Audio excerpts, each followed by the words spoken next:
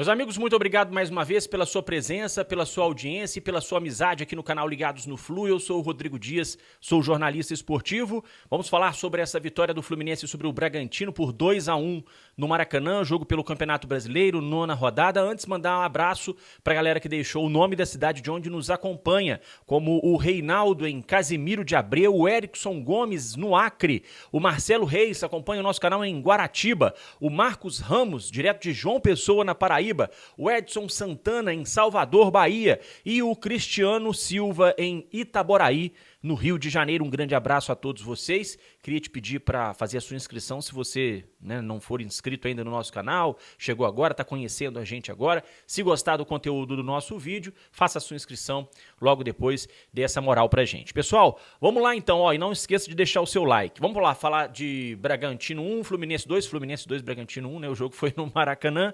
Vitória tricolor então, com os gols do Paulo Henrique Ganso e do Felipe Melo, todos os gols no primeiro tempo. O Bragantino descontou na segunda etapa.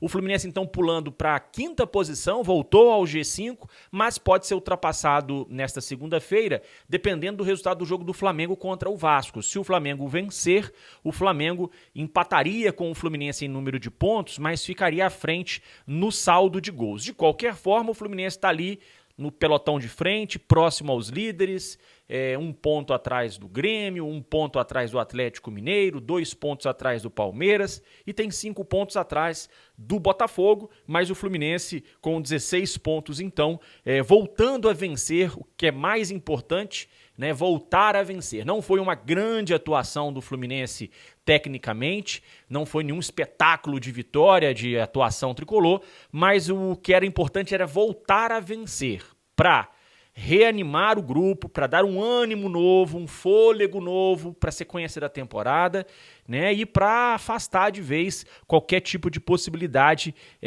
de crise. O Bragantino começou pressionando a saída de bola do Fluminense. O Bragantino tem um time com uma média de idade de 24 anos, me parece, então é um time muito novo, e marcou o Fluminense por pressão ali na saída de bola, mas o Fluminense conseguiu, de certa forma, segurar aquela pressão inicial ali do Bragantino. Era para ser o contrário, mas a gente tem que entender o momento.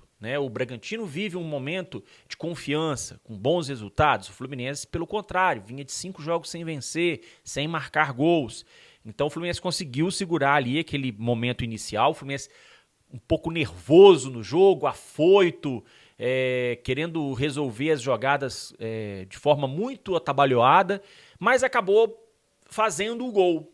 Um lance em que o Cano ia tentar dominar a bola, ele acaba pressionado, a bola espirra, vai nos pés do John Arias sozinho, aí o John Arias estica, vai na linha de fundo, cruza, nem chegou a ir à linha de fundo, na entrada da área ali, ele rola, dá um passe milimétrico para o Ganso fazer o primeiro gol do Fluminense, e aí, a partir dali o Fluminense deu uma tranquilizada, achou o segundo gol também, uma bola parada, cobrança ensaiada ali do Ganso, a bola foi pro Lima, que acertou a trave, e o Felipe Melo no rebote fez o segundo gol do Fluminense. O jogo parecia tranquilo, embora o Bragantino estivesse bem, e aí no segundo tempo, uma falha na marcação, falha do Martinelli, que não conseguiu impedir o chute de média e longa distância, e o Bragantino diminuiu. A partir dali, o Fluminense voltou a ficar tenso no jogo, com medo de tomar o empate, E aí passou a utilizar os chutões,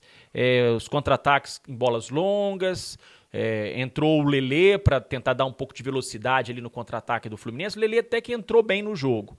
E eu só achei que o Diniz demorou muito para mexer, porque era visível que o cansaço tinha batido na maioria dos jogadores. O time realmente sentiu o desgaste dessa sequência grande de jogos, mas o Fluminense no final ali conseguiu fechar a casinha e segurar o resultado, segurar essa vitória, que era muito importante para recuperar o moral da equipe.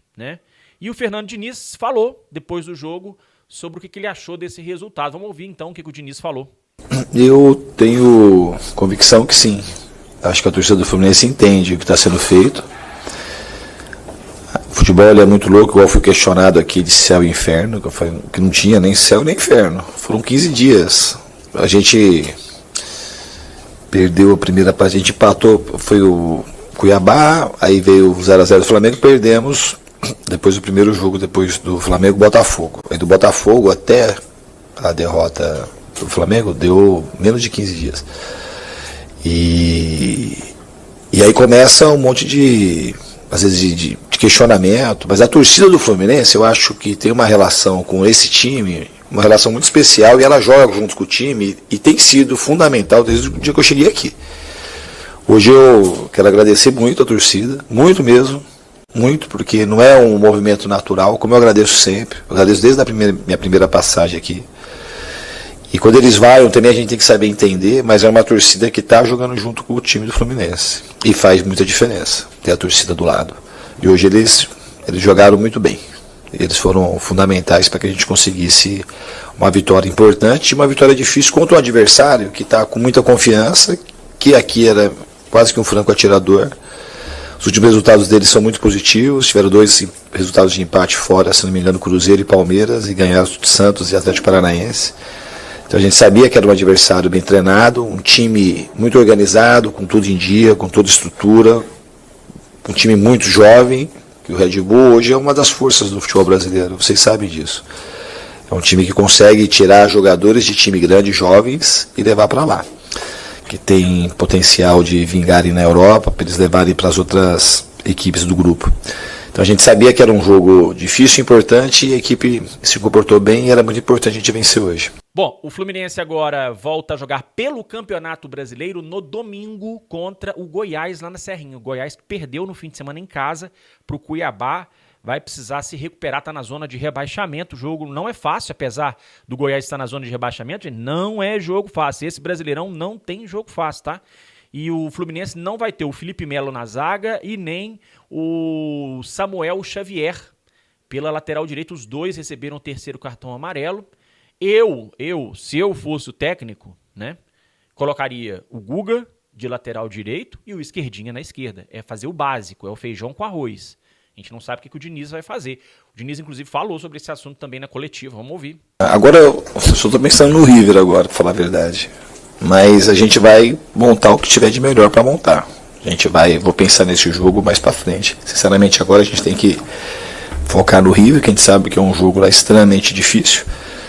E depois do River a gente vai ver o que faz. Eu entendo a pergunta extremamente pertinente. O Felipe Melo é uma substituição para a gente hoje tranquila, a gente tem jogador para botar, dar a posição, e essa do Samuel a gente vai ter que pensar com calma quando a gente estiver trabalhando o jogo do Goiás. Bom, antes de enfrentar o Goiás, todo mundo sabe, quarta-feira tem Fluminense e River Plate na Argentina pela Libertadores. A gente volta hoje ainda para falar sobre esse assunto. Já tem, inclusive, uma galera tricolor lá em Buenos Aires para acompanhar a partida contra o River Plate. Meus amigos, um grande abraço a todos. Te espero no nosso próximo vídeo. Uma ótima semana, pessoal.